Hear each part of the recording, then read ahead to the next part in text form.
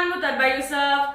खबर शामिल करते हैं गुजरांवाला से हमारे रिपोर्टर डॉक्टर अताउर रहमान के मुताबिक city police officer Sarfaraz Ahmad Falki का बच्चों के साथ बदफेली के वाक़े का फौरी नोटिस। गग्गा बीतर सोहदरा में 13 साल नौजवान की असला के जोर पर 2 कमसिन बच्चों से बदफेली। सीपीओ का कहना था कि मुलजिम फैजान कमसिन बच्चों अब्दुल रहमान और हबीब को अपने साथ खेतों में ले गया और असला के जोर पर बदफेली का निशाना बनाया।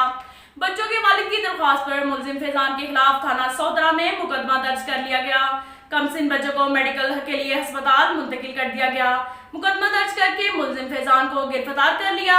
दरिंदा सिर्फ मुलजिम को सख्त सजा दिलवाई जाएगी, ये कहना था सीपीओ तर्जमान जिली पुलिस गुजरांवाला का। अब तक के लिए इतना ही काफी है। मिलते हैं अगले बुलेटिन में, हमारे साथ रहिएगा। अल्लाह हाफिज।